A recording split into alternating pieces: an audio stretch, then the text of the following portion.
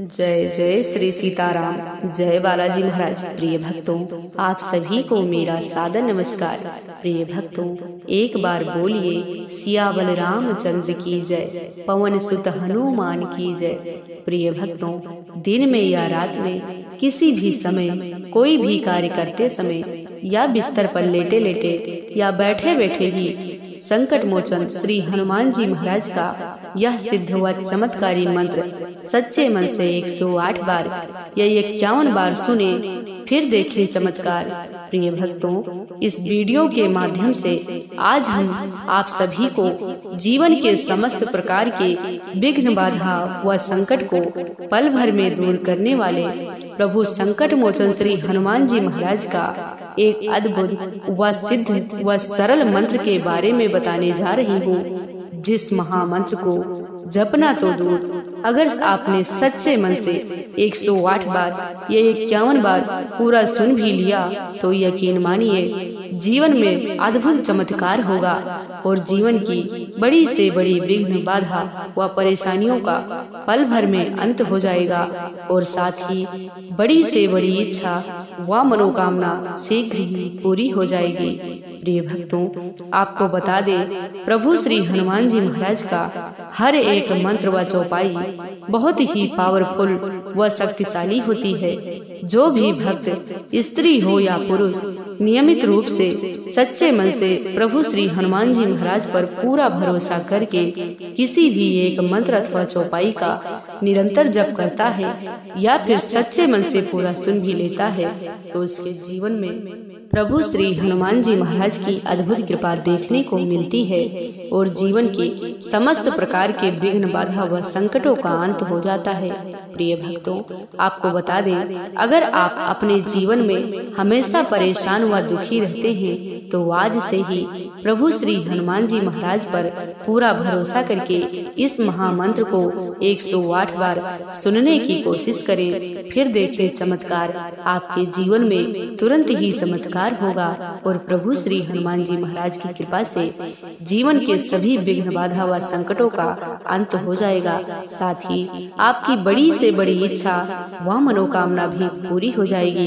प्रिय भक्तों, आइए बिना देर किए इस महाशक्तिशाली मंत्र को जाने, उससे पहले आप सभी भक्तों से मेरा छोटा सा निवेदन है कि यदि आप चैनल पर नए होइएगा तो चैनल को सब्सक्राइब करके कमेंट में जय श्री राम जय बालाजी महाराज लिखकर अपनी हाजिरी अवश्य लगा दीजिएगा। प्यारे भक्तों, मंत्र कुछ इस प्रकार है। ओम श्री वज्रदेहाय राम भक्ताय वायुपुत्राय नमोस्तुते। ओम श्री वज्रदेहाय राम भक्ताय वायुपुत्राय नमोस्तुते। ओम श्री वज्रदेहाय राम भक्ताय वायुपुत्राय नमोस्तुते। ओम श्री वज्रदेहाय राम भक्ताय वायुपुत्राय नमोस्तुते। ओम श्री वज्रदेहाय राम भक्ताय वायुपुत्राय नमोस्तुते। ओम श्री वज्रदेहाय राम भक्ताय वायुपुत्राय नमोस्तुते। ओम श्री वज्रदेहाय राम भक्ताय वायुपुत्राय नमोस्तुते। ओम श्री वज्रदेहाय राम भक्ताय वायुपुत्राय नमोस्तुते। ओम श्री वज्रदेहाय राम भक्ताय वायुपुत्राय नमोस्तुते। ओम श्री वज्रदेहाय राम भक्ताय वायुपुत्राय नमोस्तुते। ओम श्री वज्रदेहाय राम भक्ताय वायुपुत्राय नमोस्तुते। ओम श्री वज्रदेहाय राम भक्ताय वायुपुत्राय नमोस्तुते। ओम श्री वज्रदेहाय राम भक्ताय वायुपुत्राय नमोस्तुते। ओम श्री वज्रदेहाय राम भक्ताय वायुपुत्राय नमोस्तुते। ओम श्री वज्रदेहाय राम भक्ताय वायुपुत्राय नमोस्तुते। ओम श्री वज्रदेहाय राम भक्ताय वायुपुत्राय नमोस्तुते। ओम श्री वज्रदेहाय राम भक्ताय वायुपुत्राय नमोस्तुते। ओम श्री वज्रदेहाय राम भक्ताय वायुपुत्राय नमोस्तुते। ॐ श्री वज्रदेहाय राम भक्ताय वायुपुत्राय नमोस्तुते। ॐ श्री वज्रदेहाय राम भक्ताय वायुपुत्राय नमोस्तुते। ॐ श्री वज्रदेहाय राम भक्ताय वायुपुत्राय नमोस्तुते। ॐ श्री वज्रदेहाय राम भक्ताय वायुपुत्राय नमोस्तुते। ॐ श्री वज्रदेहाय राम भक्ताय वायुपुत्राय नमोस्तुते। ॐ श्री वज्रदेहाय राम भक्ताय वायुपुत्राय नमोस्तुते। ॐ श्री वज्रदेहाय राम भक्ताय वायुपुत्राय नमोस्तुते। ॐ श्री वज्रदेहाय राम भक्ताय वायुपुत्राय नमोस्तुते। ॐ श्री वज्रदेहाय राम भक्ताय वायुपुत्राय नमोस्तुते। ॐ श्री वज्रदेहाय राम भक्ताय वायुपुत्राय नमोस्तुते। ॐ श्री वज्रदेहाय राम भक्ताय वायुपुत्राय नमोस्तुते। ॐ श्री वज्रदेहाय राम भक्ताय वायुपुत्राय नमोस्तुते। ॐ श्री वज्रदेहाय राम भक्ताय वायुपुत्राय नमोस्तुते। ॐ श्री वज्रदेहाय राम भक्ताय वायुपुत्राय नमोस्तुते। ॐ श्री वज्रदेहाय राम भक्ताय वायुपुत्राय नमोस्तुते। ॐ श्री वज्रदेहाय राम भक्ताय वायुपुत्राय नमोस्तुते। ॐ श्री वज्रदेहाय राम भक्ताय वायुपुत्राय नमोस्तुते। ॐ श्री वज्रदेहाय राम भक्ताय वायुपुत्राय नमोस्तुते। ॐ श्री वज्रदेहाय राम भक्ताय वायुपुत्राय नमोस्तुते। ॐ श्री वज्रदेहाय राम भक्ताय वायुपुत्राय नमोस्तुते। ॐ श्री वज्रदेहाय राम भक्ताय वायुपुत्राय नमोस्तुते। ॐ श्री वज्रदेहाय राम भक्ताय वायुपुत्राय नमोस्तुते। ॐ श्री वज्रदेहाय राम भक्ताय वायुपुत्राय नमोस्तुते। ॐ श्री वज्रदेहाय राम भक्ताय वायुपुत्राय नमोस्तुते। ॐ श्री वज्रदेहाय राम भक्ताय वायुपुत्राय नमोस्तुते। ॐ श्री वज्रदेहाय राम भक्ताय वायुपुत्राय नमोस्तुते। ॐ श्री वज्रदेहाय राम भक्ताय वायुपुत्राय नमोस्तुते। ॐ श्री वज्रदेहाय राम भक्ताय वायुपुत्राय नमोस्तुते। ॐ श्री वज्रदेहाय राम भक्ताय वायुपुत्राय नमोस्तुते। ॐ श्री वज्रदेहाय राम भक्ताय वायुपुत्राय नमोस्तुते। ॐ श्री वज्रदेहाय राम भक्ताय वायुपुत्राय नमोस्तुते। ॐ श्री वज्रदेहाय राम भक्ताय वायुपुत्राय नमोस्तुते। ॐ श्री वज्रदेहाय राम भक्ताय वायुपुत्राय नमोस्तुते। ॐ श्री वज्रदेहाय राम भक्ताय वायुपुत्राय नमोस्तुते। ॐ श्री वज्रदेहाय राम भक्ताय वायुपुत्राय नमोस्तुते। ॐ श्री वज्रदेहाय राम भक्ताय वायुपुत्राय नमोस्तुते। ॐ श्री वज्रदेहाय राम भक्ताय वायुपुत्राय नमोस्तुते। ॐ श्री वज्रदेहाय राम भक्ताय वायुपुत्राय नमोस्तुते। ॐ श्री वज्रदेहाय राम भक्ताय वायुपुत्राय नमोस्तुते। ॐ श्री वज्रदेहाय राम भक्ताय वायुपुत्राय नमोस्तुते। ॐ श्री वज्रदेहाय राम भक्ताय वायुपुत्राय नमोस्तुते। ॐ श्री वज्रदेहाय राम भक्ताय वायुपुत्राय नमोस्तुते। ॐ श्री वज्रदेहाय राम भक्ताय वायुपुत्राय नमोस्तुते। ॐ श्री वज्रदेहाय रामभक्ताय वायुपुत्राय नमोऽस्तुते।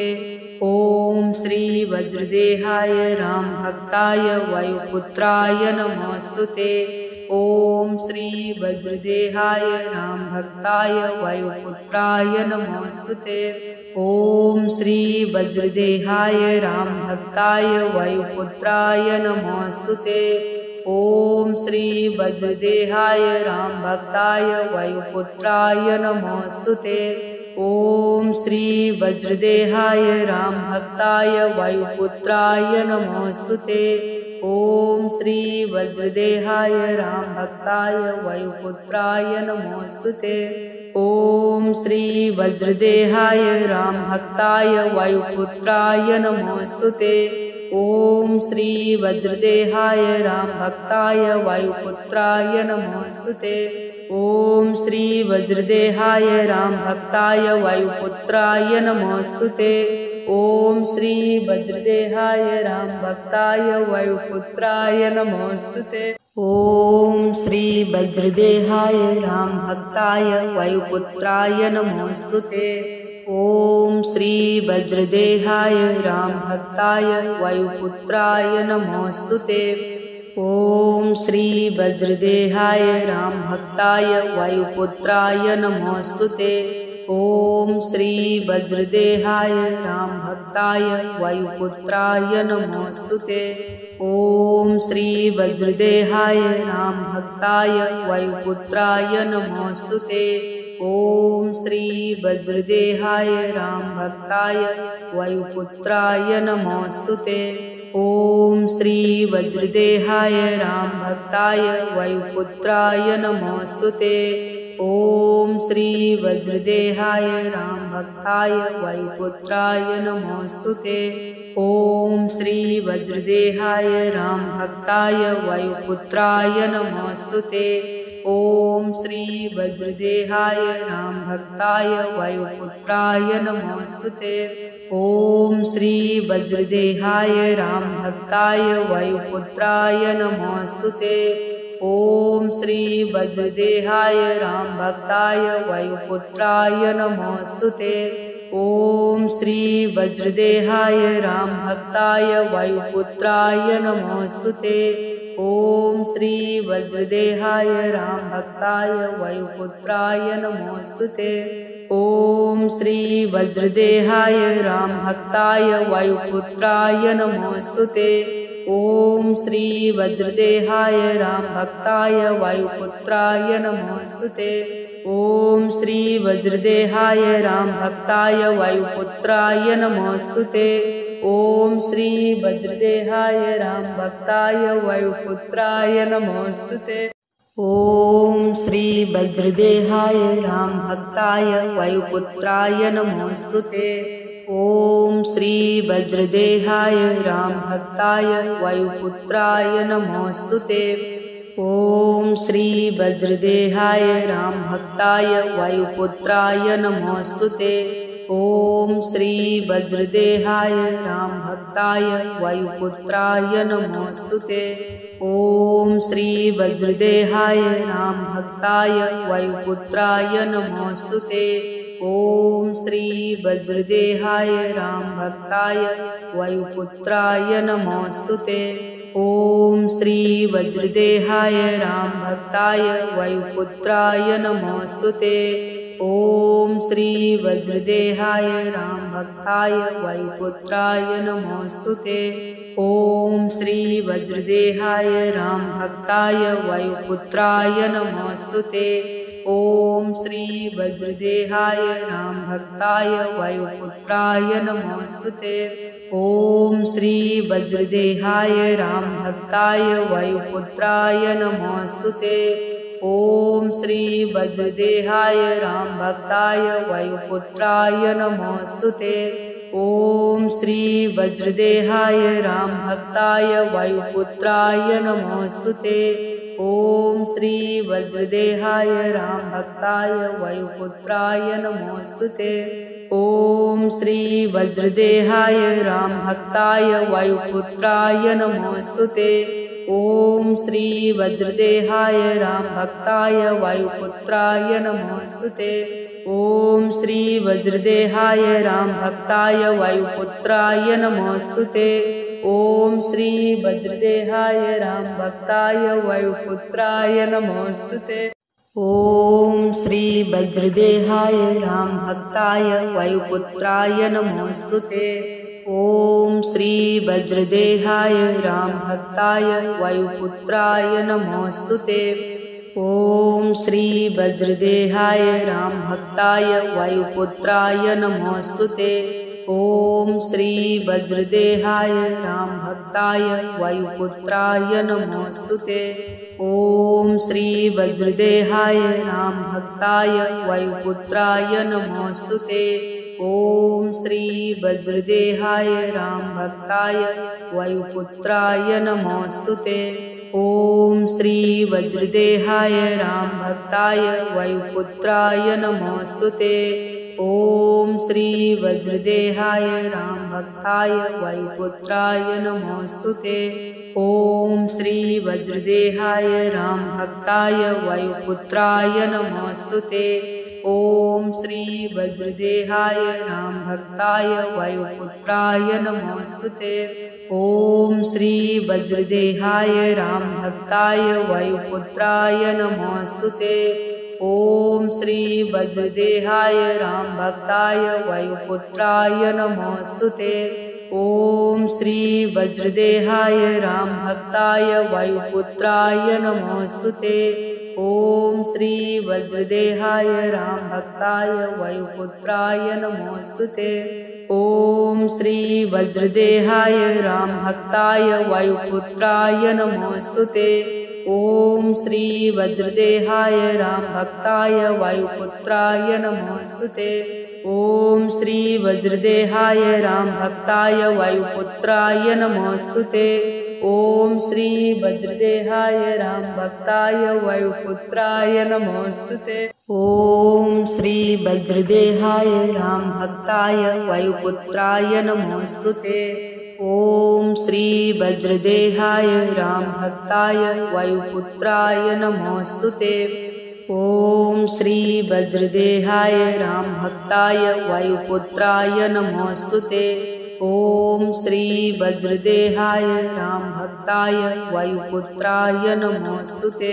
ॐ श्री वज्रदेहाय रामभक्ताय वायुपुत्राय नमोऽस्तुते। ॐ श्री वज्रदेहाय रामभक्ताय वायुपुत्राय नमोऽस्तुते। ॐ श्री वज्रदेहाय रामभक्ताय वायुपुत्राय नमोऽस्तुते। ॐ श्री वज्रदेहाय रामभक्ताय वायुपुत्राय नमोऽस्तुते। ॐ श्री वज्रदेहाय रामभक्ताय वायुपुत्राय नमोऽस्तुते। ॐ श्री वज्रदेहाय रामभक्ताय वायुपुत्राय नमोऽस्तुते। ॐ श्री वज्रदेहाय रामभक्ताय वायुपुत्राय नमोऽस्तुते। ॐ श्री वज्रदेहाय रामभक्ताय वायुपुत्राय नमोऽस्तुते। ॐ श्री वज्रदेहाय रामभक्ताय वायुपुत्राय नमोऽस्तुते। ॐ श्री वज्रदेहाय रामभक्ताय वायुपुत्राय नमोऽस्तुते। ॐ श्री वज्रदेहाय रामभक्ताय वायुपुत्राय नमोऽस्तुते। ॐ श्री वज्रदेहाय रामभक्ताय वायुपुत्राय नमोऽस्तुते। ॐ श्री वज्रदेहाय रामभक्ताय वायुपुत्राय नमोऽस्तुते। ॐ श्री वज्रदेहाय रामभक्ताय वायुपुत्राय नमोऽस्तुते। ॐ श्री वज्रदेहाय रामभक्ताय वायुपुत्राय नमोऽस्तुते। ॐ श्री वज्रदेहाय रामभक्ताय वायुपुत्राय नमोऽस्तुते। ॐ श्री वज्रदेहाय रामभक्ताय वायुपुत्राय नमोऽस्तुते। ॐ श्री वज्रदेहाय रामभक्ताय वायुपुत्राय नमोऽस्तुते। ॐ श्री वज्रदेहाय रामभक्ताय वायुपुत्राय नमोऽस्तुते। ॐ श्री वज्रदेहाय रामभक्ताय वायुपुत्राय नमोऽस्तुते। ॐ श्री वज्रदेहाय रामभक्ताय वायुपुत्राय नमोऽस्तुते। ॐ श्री वज्रदेहाय रामभक्ताय वायुपुत्राय नमोऽस्तुते। ॐ श्री वज्रदेहाय रामभक्ताय वायुपुत्राय नमोऽस्तुते। ॐ श्री वज्रदेहाय रामभक्ताय वायुपुत्राय नमोऽस्तुते। ॐ श्री वज्रदेहाय रामभक्ताय वायुपुत्राय नमोऽस्तुते। ॐ श्री वज्रदेहाय रामभक्ताय वायुपुत्राय नमोऽस्तुते। ॐ श्री वज्रदेहाय रामभक्ताय वायुपुत्राय नमोऽस्तुते। ॐ श्री वज्रदेहाय रामभक्ताय वायुपुत्राय नमोऽस्तुते। ॐ श्री वज्रदेहाय रामभक्ताय वायुपुत्राय नमोऽस्तुते। ॐ श्री वज्रदेहाय रामभक्ताय वायुपुत्राय नमोऽस्तुते। ॐ श्री वज्रदेहाय रामभक्ताय वायुपुत्राय नमोऽस्तुते। ॐ श्री वज्रदेहाय रामभक्ताय वायुपुत्राय नमोऽस्तुते। ॐ श्री वज्रदेहाय रामभक्ताय वायुपुत्राय नमोऽस्तुते। ॐ श्री वज्रदेहाय रामभक्ताय वायुपुत्राय नमोऽस्तुते। ॐ श्री वज्रदेहाय रामभक्ताय वायुपुत्राय नमोऽस्तुते। ॐ श्री वज्रदेहाय रामभक्ताय वायुपुत्राय नमोऽस्तुते। ॐ श्री वज्रदेहाय रामभक्ताय वायुपुत्राय नमोऽस्तुते। ॐ श्री वज्रदेहाय रामभक्ताय वायुपुत्राय नमोऽस्तुते। ॐ श्री वज्रदेहाय रामभक्ताय वायुपुत्राय नमोऽस्तुते। ॐ श्री वज्रदेहाय रामभक्ताय वायुपुत्राय नमोऽस्तुते। ॐ श्री वज्रदेहाय रामभक्ताय वायुपुत्राय नमोऽस्तुते। ॐ श्री वज्रदेहाय रामभक्ताय वायुपुत्राय नमोऽस्तुते। ॐ श्री वज्रदेहाय रामभक्ताय वायुपुत्राय नमोऽस्तुते। ॐ श्री वज्रदेहाय रामभक्ताय वायुपुत्राय नमोऽस्तुते। ॐ श्री वज्रदेहाय रामभक्ताय वायुपुत्राय नमोऽस्तुते। ॐ श्री वज्रदेहाय रामभक्ताय वायुपुत्राय नमोऽस्तुते। ॐ श्री वज्रदेहाय रामभक्ताय वायुपुत्राय नमोऽस्तुते। ॐ श्री वज्रदेहाय रामभक्ताय वायुपुत्राय नमोऽस्तुते। ॐ श्री वज्रदेहाय रामभक्ताय वायुपुत्राय नमोऽस्तुते। ॐ श्री वज्रदेहाय रामभक्ताय वायुपुत्राय नमोऽस्तुते। ॐ श्री वज्रदेहाय रामभक्ताय वायुपुत्राय नमोऽस्तुते। ॐ श्री वज्रदेहाय रामभक्ताय वायुपुत्राय नमोऽस्तुते। ॐ श्री वज्रदेहाय रामभक्ताय वायुपुत्राय नमोऽस्तुते। ॐ श्री वज्रदेहाय रामभक्ताय वायुपुत्राय नमोऽस्तुते। ॐ श्री वज्रदेहाय रामभक्ताय वायुपुत्राय नमोऽस्तुते। ॐ श्री वज्रदेहाय रामभक्ताय वायुपुत्राय नमोऽस्तुते। ॐ श्री वज्रदेहाय रामभक्ताय वायुपुत्राय नमोऽस्तुते। ॐ श्री वज्रदेहाय रामभक्ताय वायुपुत्राय नमोऽस्तुते। ॐ श्री वज्रदेहाय रामभक्ताय वायुपुत्राय नमोऽस्तुते। ॐ श्री वज्रदेहाय रामभक्ताय वायुपुत्राय नमोऽस्तुते। ॐ श्री वज्रदेहाय रामभक्ताय वायुपुत्राय नमोऽस्तुते। ॐ श्री वज्रदेहाय रामभक्ताय वायुपुत्राय नमोऽस्तुते। ॐ श्री वज्रदेहाय रामभक्ताय वायुपुत्राय नमोऽस्तुते। ॐ श्री वज्रदेहाय रामभक्ताय वायुपुत्राय नमोऽस्तुते। ॐ श्री वज्रदेहाय रामभक्ताय वायुपुत्राय नमोऽस्तुते। ॐ श्री वज्रदेहाय रामभक्ताय वायुपुत्राय नमोऽस्तुते। ॐ श्री वज्रदेहाय रामभक्ताय वायुपुत्राय नमोऽस्तुते। ॐ श्री वज्रदेहाय रामभक्ताय वायुपुत्राय नमोऽस्तुते।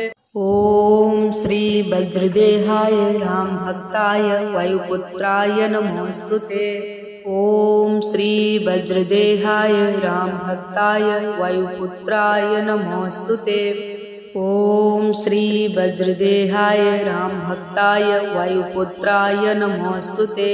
ॐ श्री वज्रदेहाय रामभक्ताय वायुपुत्राय नमोऽस्तुते। ॐ श्री वज्रदेहाय रामभक्ताय वायुपुत्राय नमोऽस्तुते। ॐ श्री वज्रदेहाय रामभक्ताय वायुपुत्राय नमोऽस्तुते। ॐ श्री वज्रदेहाय रामभक्ताय वायुपुत्राय नमोऽस्तुते। ॐ श्री वज्रदेहाय रामभक्ताय वायुपुत्राय नमोऽस्तुते। ॐ श्री वज्रदेहाय रामभक्ताय वायुपुत्राय नमोऽस्तुते। ॐ श्री वज्रदेहाय रामभक्ताय वायुपुत्राय नमोऽस्तुते। ॐ श्री वज्रदेहाय रामभक्ताय वायुपुत्राय नमोऽस्तुते। ॐ श्री वज्रदेहाय रामभक्ताय वायुपुत्राय नमोऽस्तुते। ॐ श्री वज्रदेहाय रामभक्ताय वायुपुत्राय नमोऽस्तुते। ॐ श्री वज्रदेहाय रामभक्ताय वायुपुत्राय नमोऽस्तुते। ॐ श्री वज्रदेहाय रामभक्ताय वायुपुत्राय नमोऽस्तुते। ॐ श्री वज्रदेहाय रामभक्ताय वायुपुत्राय नमोऽस्तुते। ॐ श्री वज्रदेहाय रामभक्ताय वायुपुत्राय नमोऽस्तुते। ॐ श्री वज्रदेहाय रामभक्ताय वायुपुत्राय नमोऽस्तुते। ॐ श्री वज्रदेहाय रामभक्ताय वायुपुत्राय नमोऽस्तुते। ॐ श्री वज्रदेहाय रामभक्ताय वायुपुत्राय नमोऽस्तुते। ॐ श्री वज्रदेहाय रामभक्ताय वायुपुत्राय नमोऽस्तुते। ॐ श्री वज्रदेहाय रामभक्ताय वायुपुत्राय नमोऽस्तुते।